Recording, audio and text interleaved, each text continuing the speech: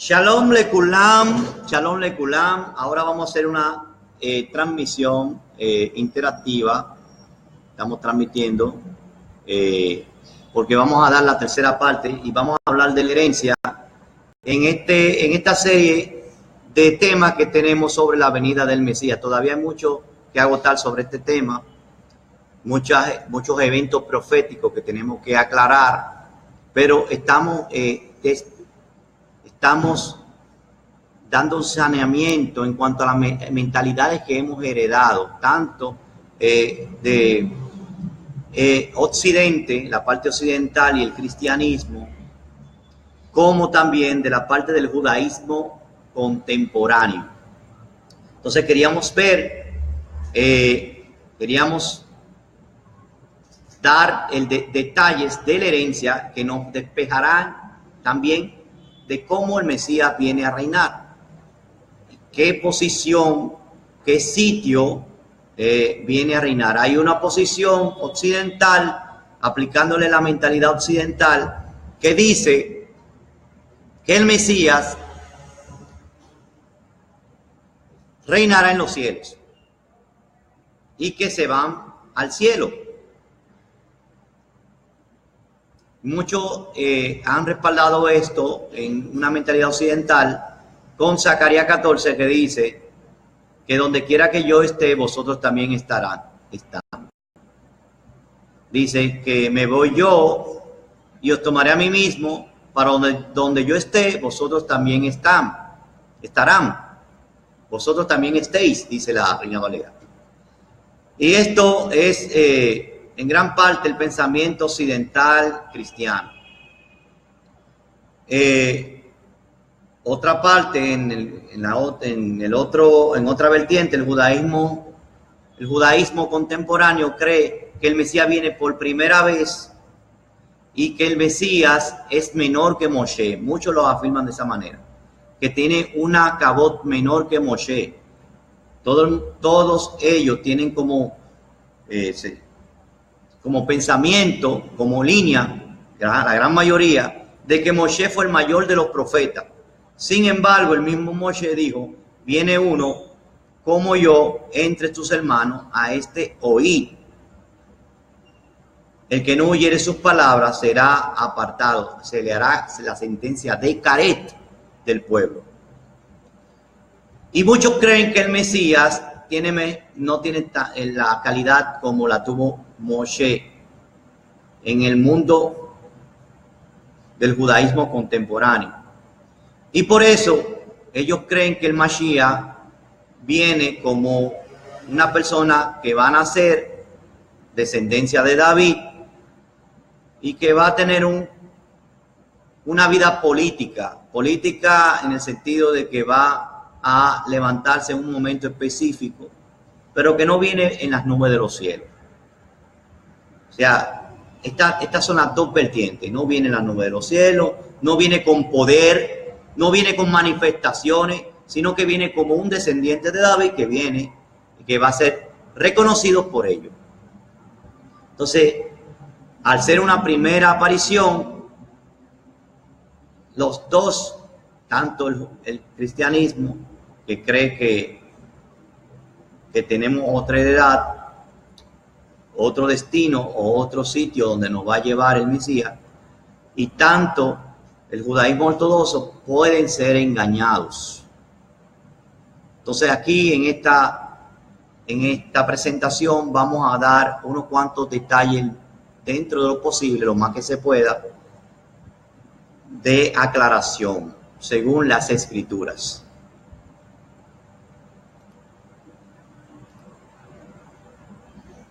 Capítulo 2 dentro de este, capítulo 3 o 2, la herencia.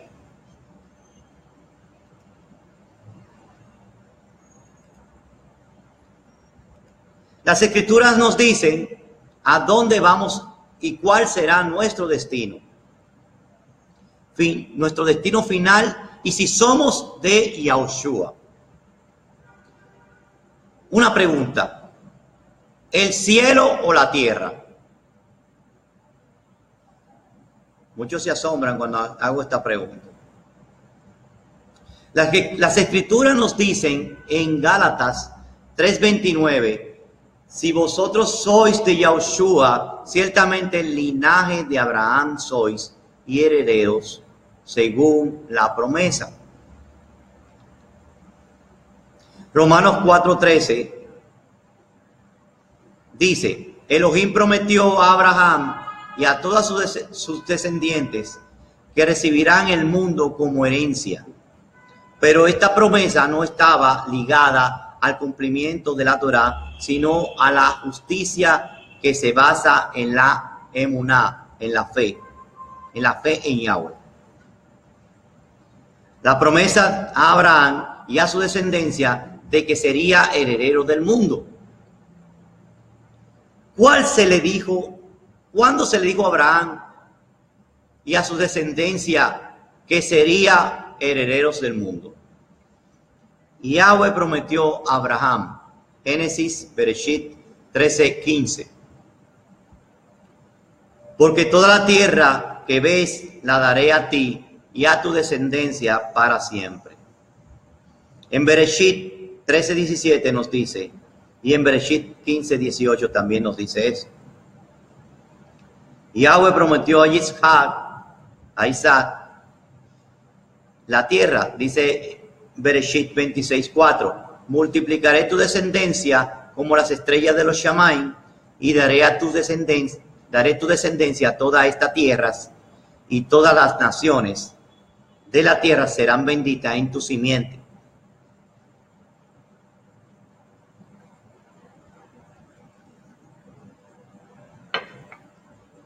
Yahweh prometió a Jacob en Bereshit 28. He aquí Yahweh estaba en lo alto de ella, el cual dijo, yo soy Yahweh, el Elohim de Abraham, tu padre, y el Elohim de Isaac. La tierra en que estás acostado te la daré a ti y a tu descendencia. Eso le dice.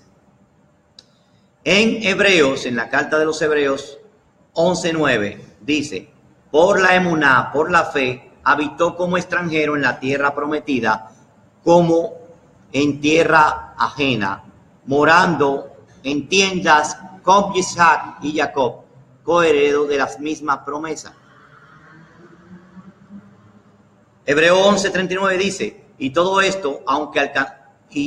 esto, aunque alcanzaron buen testimonio mediante la emuná, mediante la fe, no recibieron lo prometido. En Yeshayahu 14:1, en Isaías 14:1 dice, porque Yahweh tendrá piedad de Jacob y todavía escogerá a Israel y lo hará reposar en su tierra, y a ellos se unirán extranjeros y se juntarán a la familia de Jacob. Y Zacarías 14:9, Yahweh será rey sobre toda la tierra. En aquel día Yahweh será uno, Ejad, y su nombre Ejad. Y en Daniel 7:27 dice, y que el reino y el dominio y la majestad de los reinos debajo de todos los Shamaim se han dado al pueblo de los Kadoshim, del Elión, cuyo reino es reino perpetuo, y todos los dominios le servirán y le obedecerán. En Isaías 60:21 dice, y tu pueblo, todos ellos serán justos para siempre, heredarán la tierra, renuevos de mi plantío, obra de mis manos, para exaltarme. En Ezequiel 11:17 dice, di por tanto, así ha dicho Yahweh el Adón, yo os recogeré de los pueblos, y os congregaré de la tierra en las cuales estáis esparcidos, y os daré la tierra de Israel. En Tehilín, en Salmos 37:3 dice, confía en Yahweh y haz el bien, y habitarás en la tierra, y te apacentarás de la verdad. Te apacentarás de la verdad, perdón.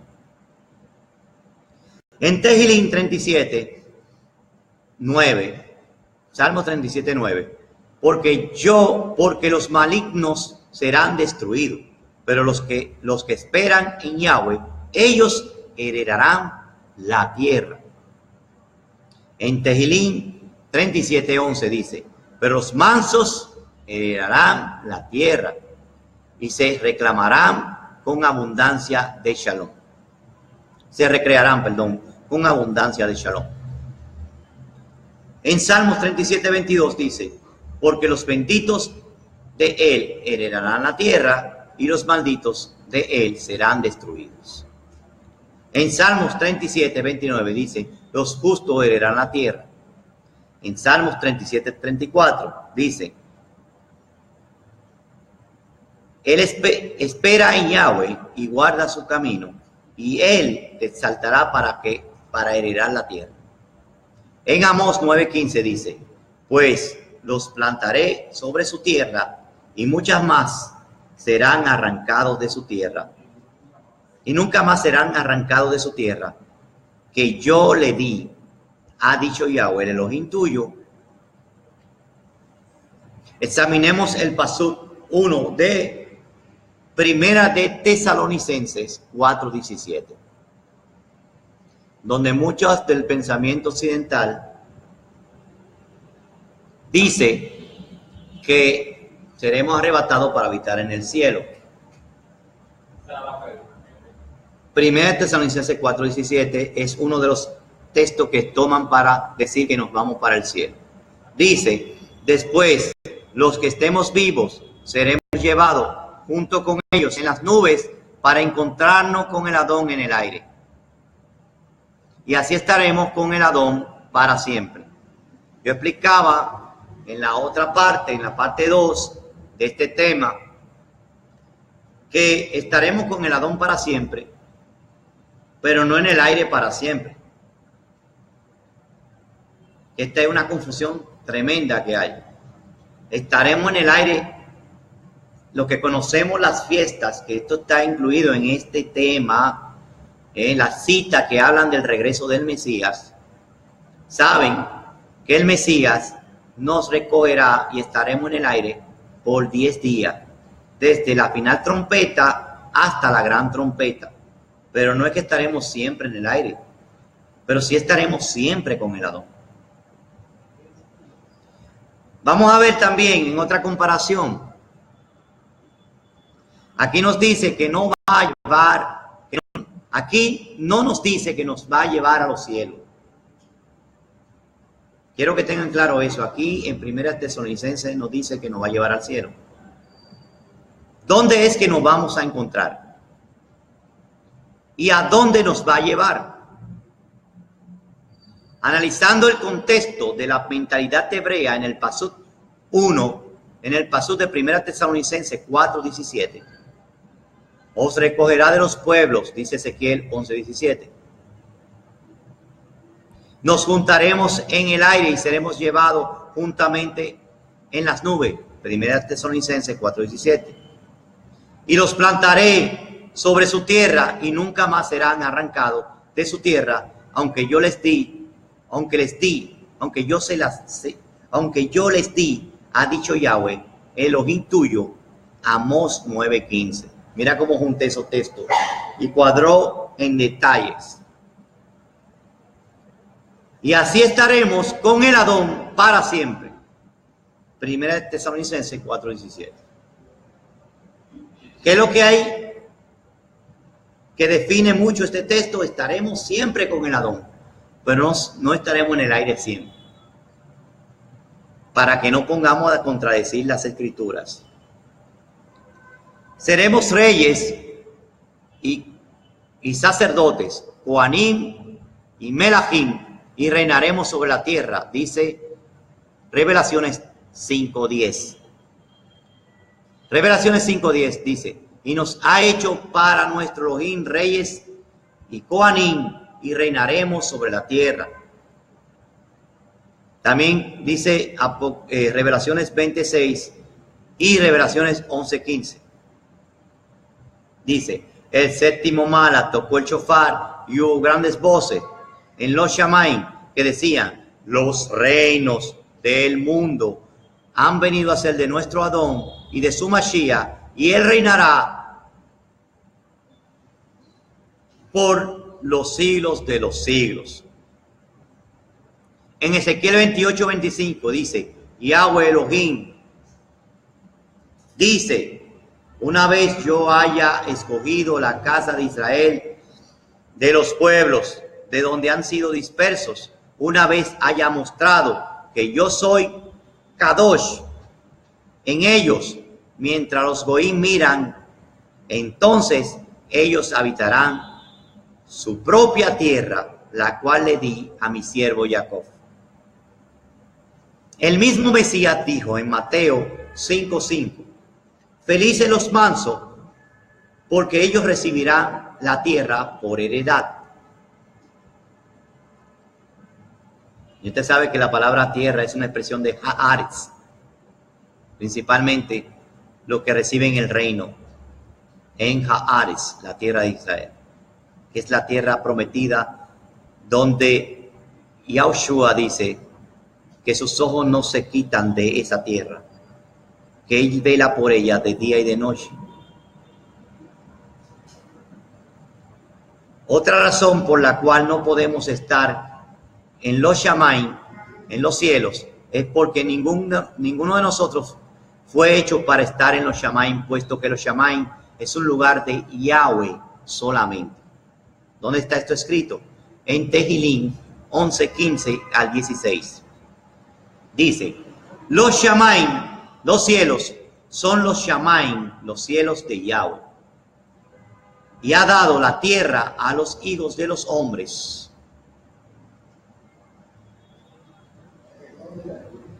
Primera de Reyes 8:27 dice, la palabra hebrea que ha sido traducida como tierra es la palabra Eretz. Esta palabra tiene varios significados. La tierra, el orbe, el globo terráqueo, en contraste con los Shamaim. Podemos verlo en Bereshit 1:1, que dice, en el principio Elohim creó los cielos y la tierra. También quiere decir suelo, terreno, terruno, tierra, en contraste con el mar. Esto está en Bereshit 1:10, donde dice, Elohim llamó a lo seco tierra y al conjunto de las aguas llamó mares. Pero está la palabra Hadamá ahí también. También significa país, territorio, región. Eso es lo que dice la definición Strong. Un lugar limitado de los secos. Esto podemos verlo en Bereshit 2:11, donde dice, el nombre del primero es Pisón, este es el que rodea la tierra de Javila, donde hay oro. Y lo que quería recalcar, la tierra prometida, la tierra de Israel, está esto registrado en Bereshit 12:1, donde dice, Yahweh dijo a Abraham, vete a tu tierra de entre tus parientes, vete de tu tierra y de tus parientes, de la cual, o lech lecha, y de la casa de tu padre, la tierra que yo te mostraré, a la tierra que yo te mostraré. Y en Ruth 1:1 dice, y aconteció en los días que gobernaban los jueces, que hubo hambre en la tierra, en toda la tierra, en el globo terráqueo.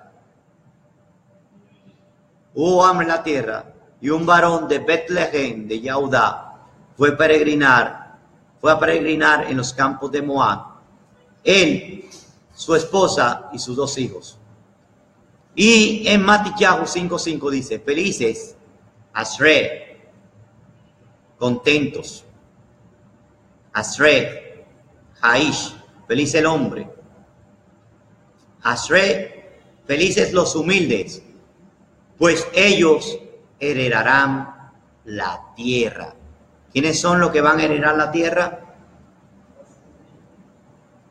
Los humildes. La humildad tiene que ver con la obediencia, con aceptar humildemente lo que el Todopoderoso puso en su palabra y no lo que interpretan los hombres.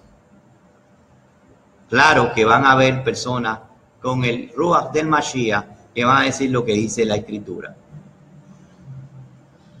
Lo que sí dice la Escritura, no lo que quieren decir que dice la Escritura. Por eso estos son los humildes, los que aceptan la voluntad de Yahweh sin buscarle pero. Hay mucha confusión en la mente occidental helénica de lo que es humildad. Para la persona, humildad es ser pobre, ser bajo en recursos. No.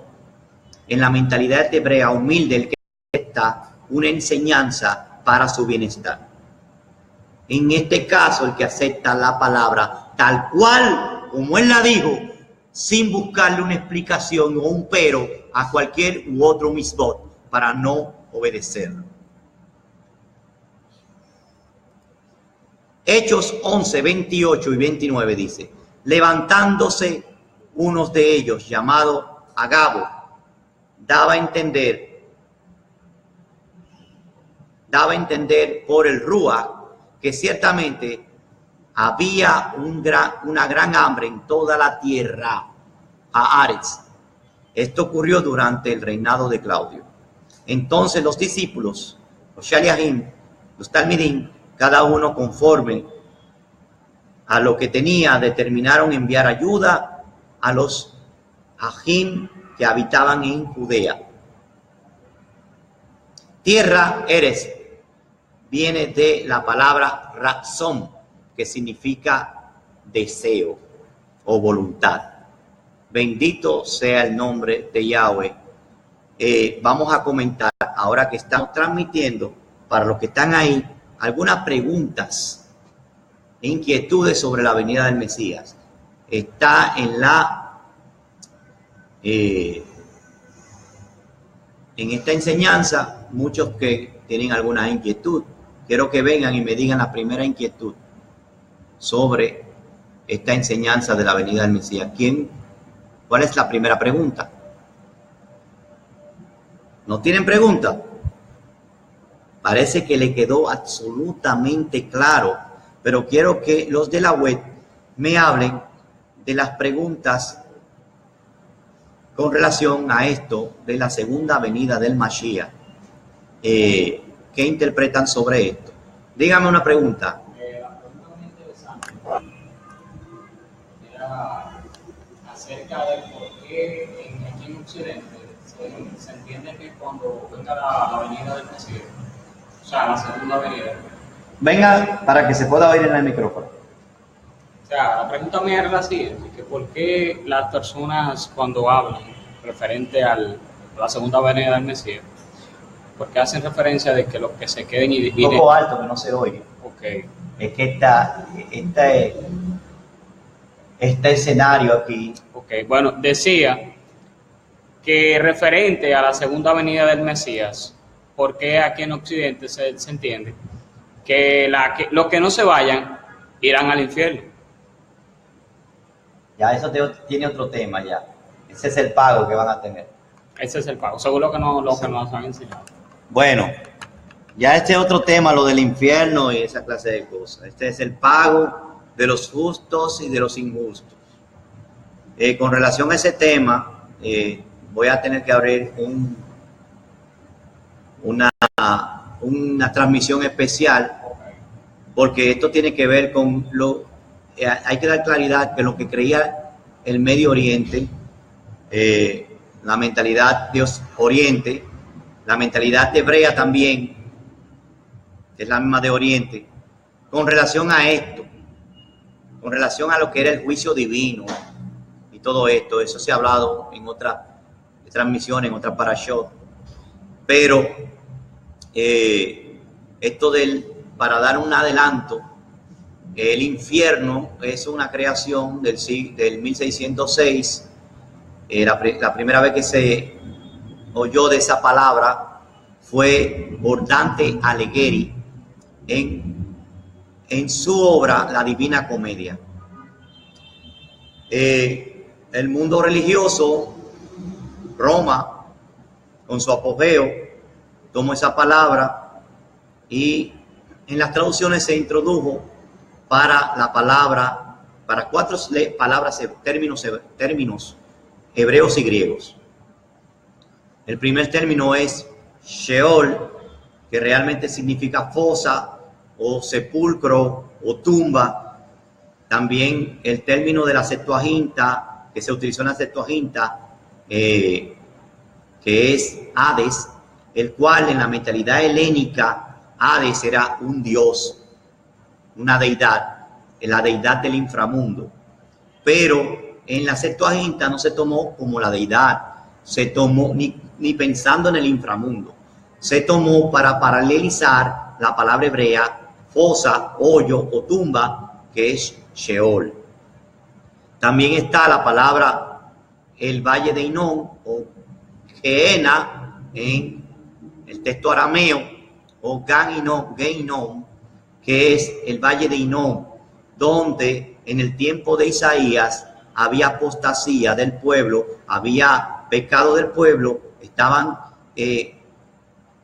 adorando a dioses ajenos, y en ese lugar había un crematorio que se llamaba Tofet, un crematorio de sacrificios a esos dioses, y por eso se volvió un lugar abominable, que cuando llegó el primer siglo, después que entraron a la tierra, vino Babilonia, lo llevó cautivo, entraron a la tierra, ese lugar fue tomado como un lugar abominable, y ahí echaban los desperdicios de los sacrificios a Yahweh, y por eso en ese lugar había tantos cadáveres que Isaías dio una expresión, dice, donde el gusano no muere y el fuego nunca apaga.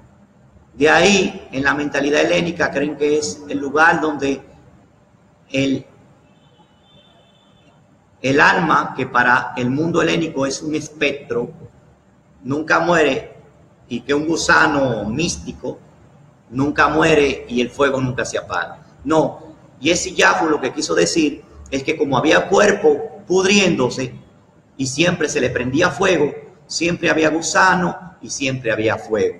Nada que tenga que ver con una mentalidad de un lugar místico llamado el inframundo, y que nuestras almas, que para el mundo helénico son espectros. Entonces, en el siglo I se tomó como un lugar de basurero. En la actualidad, el valle de Hinnom ya no tiene nada de eso, es un jardín. Es un lugar que inclusive tiene árboles y flores. También en el mundo del siglo 100 hacia atrás, antes de que viniera este pensamiento hebreo, se tenía pensamiento de como un diluvio universal. El mundo después del diluvio, todos los juicios que tenían que ver con de una orden divina lo trataban de esta misma forma. ¿Qué sucedió en el diluvio? Los malvados fueron ahogados. Los que eran considerados culpables para la humanidad, para la deidad o para Elohim, fueron ahogados en el diluvio. Y los que fueron dejados, los que estaban en el arca, estos fueron considerados inocentes. Entonces, desde ahí en adelante, todos los sumerios hicieron un juicio llamado el juicio de las aguas, donde el primer lago de fuego, o sea, los sumerios es Mesopotamia, Babel, hicieron en el río Éufrates, que también tenía una parte que era aguas termales, o sea, había lava, había una zona volcánica. Hacían este procedimiento para hacer un juicio divino con aquello que no se podía comprobar una culpabilidad. Se hacía este tipo de juicio donde se ataba a la persona de pies y manos y se echaba a las aguas. Si esa persona sobrenaturalmente salía vivo, era porque Elohim o los dioses, como ya había llegado el paganismo, lo consideraban inocente. Pero mientras tanto, todos morían y eran culpables. Entonces, por eso es que ese procedimiento de que los hijos de Israel fueron echados al río Nilo cuando nacía el varón, para poder decirle a la población que existía que todos los israelitas eran considerados como culpables. Todos los hijos varones eran considerados culpables. Por eso también Jonás fue echado al agua, y él dijo: echadme al agua, átenme de pies y manos, écheme al agua, y fue tragado por un pez, porque ese era el juicio de que él era considerado ante Elohim culpable. Pero ¿qué sucedió? Fue rescatado milagrosamente de las aguas, expulsado de la boca del pez, y los ninivitas creían en el dios Dagón, y seguramente vieron esta expulsión del pez y creyeron que este hombre era enviado de Dagón. Por eso se arrepintieron y creyeron en su mensaje. También el pueblo de Israel fue liberado de las aguas por medio del mar rojo o el Yam-Suf. Elohim quería darle este mensaje al pueblo de Misraim, que había matado a los primogénitos varones.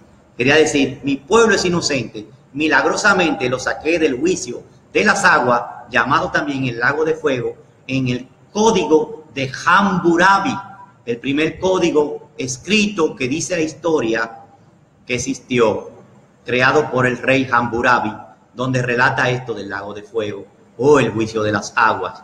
Ese era el procedimiento legal que se hacía.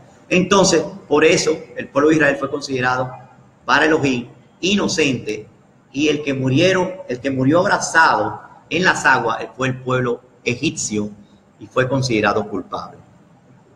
Por eso Moshe se le llamó rescatados de las aguas, Moshe, porque Moshe fue, la hija de Faraón le llamó por eso así, porque fue declarado rescatado de las aguas, por eso fue visto de una forma sobrenatural. Moshe fue visto para los egipcios y también para el pueblo de Israel como alguien sobrenatural, porque fue rescatado de las aguas. Y el Mashiach, como tiene dominio del juicio, por eso caminó sobre las aguas. Al final, en Revelaciones, que dice Yohanan, lo mismo que pensaba el Medio Oriente: los culpables serán echados en el lago de fuego para evidenciar quiénes fueron los culpables de todo lo que ha pasado. ¿Ya entendiste qué es lo que las personas creen que es el infierno? Otra cosa es que la doctrina del infierno, al venir de una sustancia pagana, se transmitió la inmortalidad del alma. El alma, según las escrituras, es mortal. El alma que pecare, esta morirá. La palabra nefesh, que es lo que se traduce como alma, el mundo occidental y el mundo pagano lo ve como un espectro, como un ser dentro de nosotros. Por eso en las caricaturas usted ve que si un gato muere, salen 7 espíritus, que ellos lo dicen como el alma. Y como que ese espectro puede vivir en otra dimensión que no es terrenal, que no es concreta. Es lo que le han enseñado al mundo hebreo, el mundo cristiano también. Ha entrado eso al cristianismo desde el 325 en adelante, cuando se hizo el sincretismo. Entonces, el alma, según las escrituras, está adherida al cuerpo. Incluso la palabra nefesh también puede ser traducida como cadáver. Te busca una de las traducciones de nefesh, es cadáver también. Y también está directamente relacionada con nuestros pensamientos. En el Salmo 146:4 dice: sale su aliento, que esa es otra palabra. Aliento es como, que es la neshama, es otro elemento que pertenece a Elohim. Fue tomada la neshama, dice, el cuerpo volvió a la tierra, en ese mismo día perecen sus pensamientos. Podemos buscarlo y leerlo. Salmo 146:4. Vamos a verlo. Tehilín. Lo quiero buscar para que leerlo correctamente.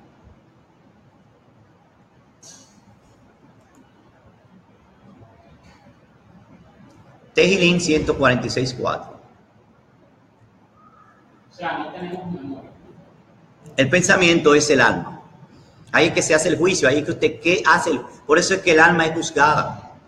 Tus pensamientos son las que acumulan lo que van a hacer. Si tus pensamientos fueron, por eso dicen que todo lo que está dentro del corazón, el alma que pecare, esta morirá. Cuando se habla del corazón, la mente, se está hablando de donde se acumulan los pensamientos.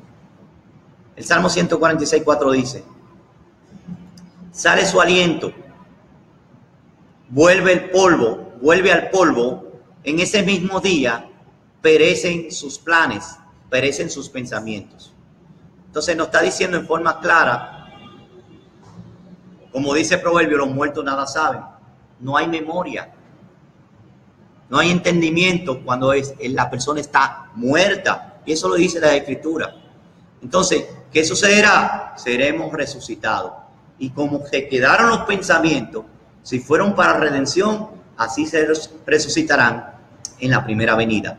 Pero si murieron en condenación, esos pensamientos, así resucitarán en la segunda resurrección, que es para muerte y condenación perpetua. Aún así, Ezequiel 28:19 dice que es a Satán el que la filosofía del reemplazo y la mentalidad occidental dice que es el que gobierna el infierno. Dice en Ezequiel 28:19 que Hasatán va a ser destruido y para siempre va a dejar de existir. Entonces, ¿cómo puede ser posible que si el que va a gobernar el infierno va a dejar de existir, cómo puede ser que existan más personas atormentadas en ese lenguaje alegórico que dice Revelaciones? La persona me tiene una pregunta. Dígame, varón, venga para que se oiga la pregunta cerca del micrófono. Por favor, aquí, cerca del micrófono, sí. Primero te va a consultar porque es una parte crítica. Sí. Allá hablamos de un estado de conciencia holográfica. No, hábleme cerca, por favor, para que ellos puedan... sí, hágame la pregunta, sí. Bien, la pregunta es si cuando el alma se separa del cuerpo. El alma no se separa del cuerpo. Eso tiene que ver en un segundo estudio de lo que es espíritu, alma y cuerpo. Esa condición... el estado de los muertos se llama ese tema.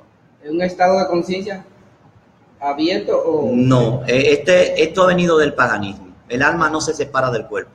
El alma está adherida al cuerpo.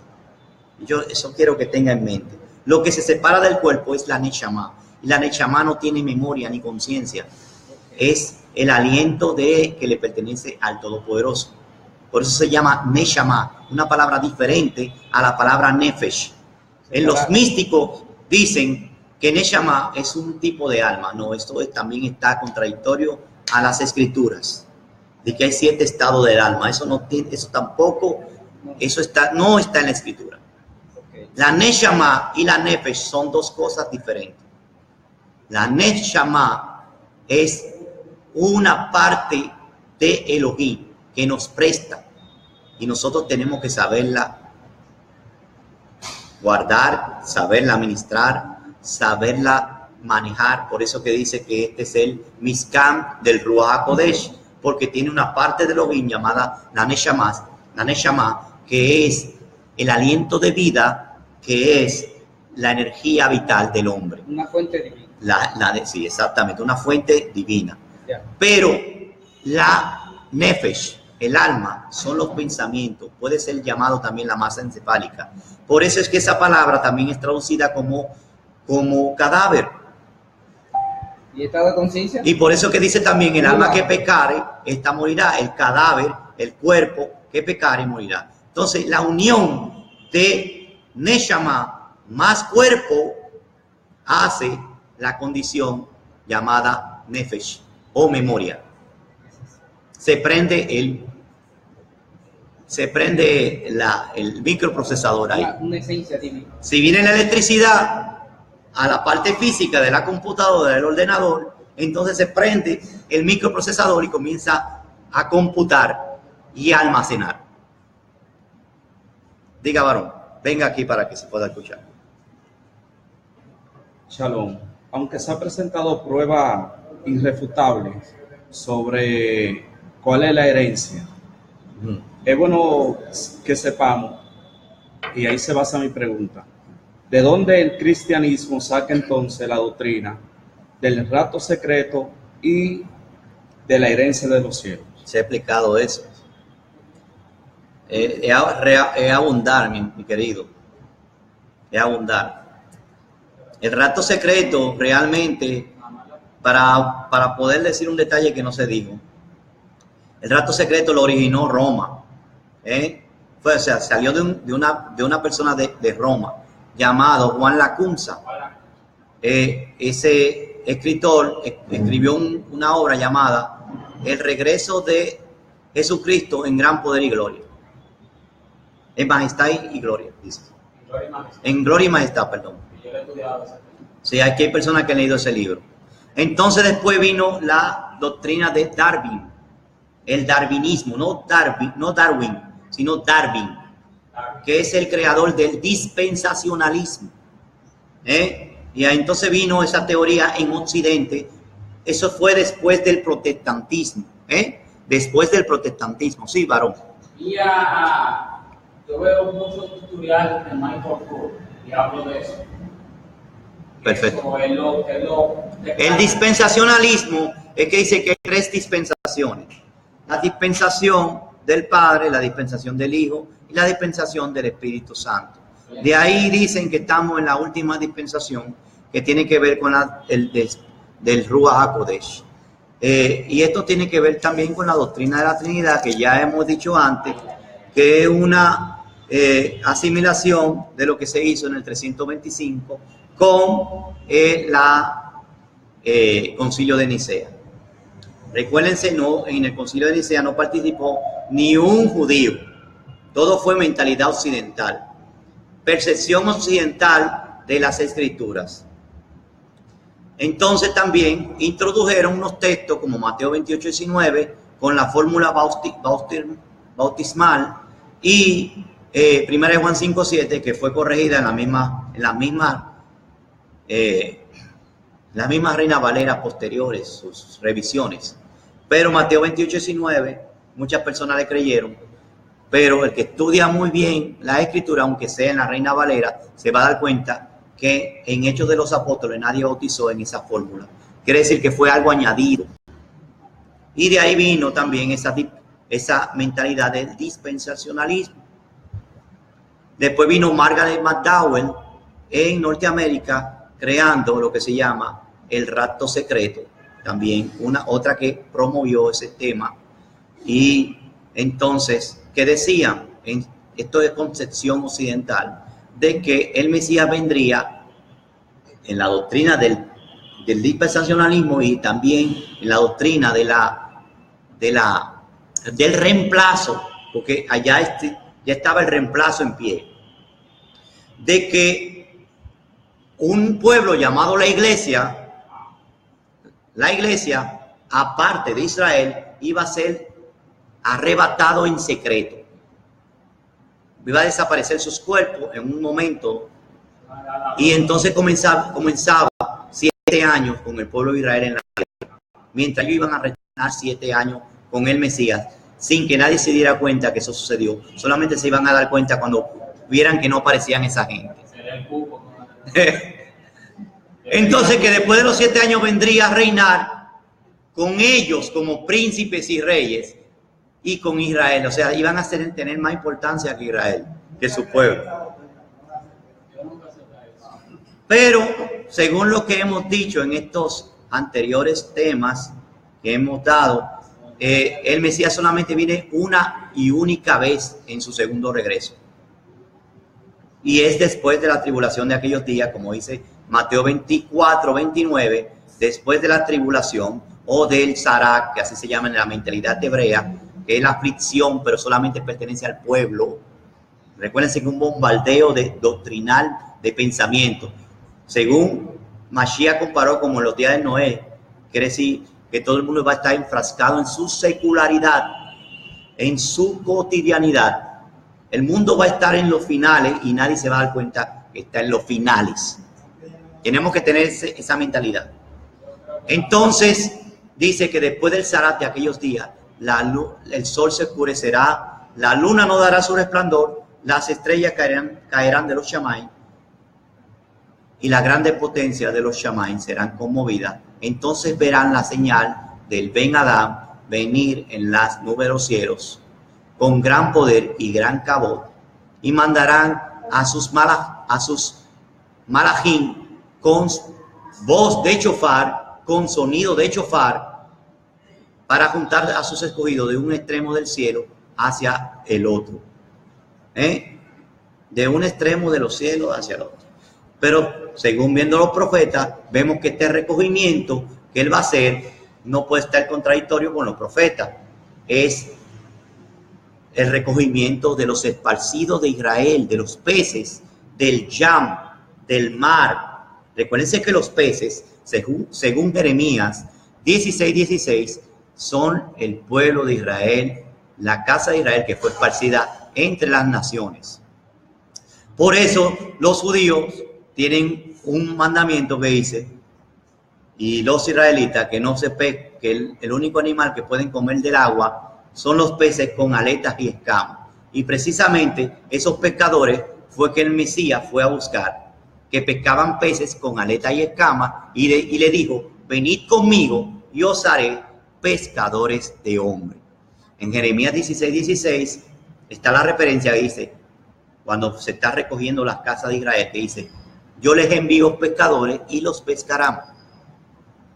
También hay una constelación que el mundo pagano le llamó Piscis, que tiene que ver con las dos casas de Israel, que son esos dos peces. Hemos hablado anteriormente que el milagro que hizo el Mesías de los 5 panes y 2 peces, se está hablando de la revelación de la Torá en las dos casas de Israel, que su resultado sería un reino, 12 canastas con peces y panes. O sea, revelación de la Torá. Ese es el reino de Israel. Y también le dijo en Pesaj, el Mashiach, y esto es una cita específica de cómo él va a venir. Dice, ustedes se sentarán, se lo digo a los apóstoles, ustedes se sentarán en 12 tronos a reinar las 12 tribus de Israel. Él le dice, cuando venga la restauración, la Reina Valera dice la regeneración, pero la palabra es restauración, es la palabra griega para restauración. De aquellos días, ustedes se sentarán en 12 tronos, ahí está las 12 canastas, para juzgar las 12 tribus de Israel. Quiere decir que de Israel va a salir, de Sión va a salir la Torá y la palabra de Yahweh, de Jerusalén.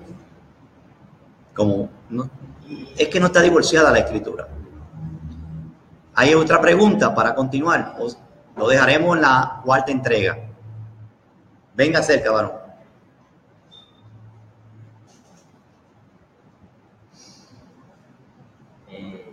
Shalom. Cerca del micrófono. Okay. Mi pregunta es, yo quiero saber... Hable un poco fuerte. Yo quiero saber qué respuesta hay de las escrituras concerniente a las personas que se queden fuera del reinado del Mashiach, que son las naciones, que van a ser sometidos a guardar Torah. ¿Cuál será lo que le espera a aquellas personas que en el transcurso del reinado de Mashiach la obedezcan? ¿Y qué recibirán las personas a los que no se sometan? Eso se revelará ya en el reino, mi querido. Usted me está preguntando algo que he adelantado. Ya cuando se ha sometido el reinado, eso se establecerá ahí. Cuando se supone, como dice, que todo habrá un cielo nuevo y una tierra nueva, quiere decir que todos vamos a tener el mismo estatus después de ahí. Quiere decir que Él va a habilitar a las naciones, a los obedientes de las naciones, a que tengan el mismo estatus de habitantes del reino. Mientras tanto, en el reino del Mashiach, cuando someta con vara de hierro las naciones, Él está haciendo una depuración. Una depuración. Esa depuración es la que viene. Por eso es que viene con vara de hierro. Bueno, aquí dejamos esta tercera parte para también dar otra oportunidad a otra cuarta parte y vamos a analizar más detalles sobre esto, porque este es un tema bien extenso, porque para despejar los pensamientos de los hombres y que solamente Elohim sea que nos revele por medio de su escritura, de su bendita Torá, bendito sea su nombre. Después que hemos analizado la Torá, decimos, Hazat, vení Hazet, esfuérzate y sé fortalecido, no se apartes del libro de la Torá, ni de día ni de noche, de tu boca, para que todo lo que hagas prospere en él. Shalom.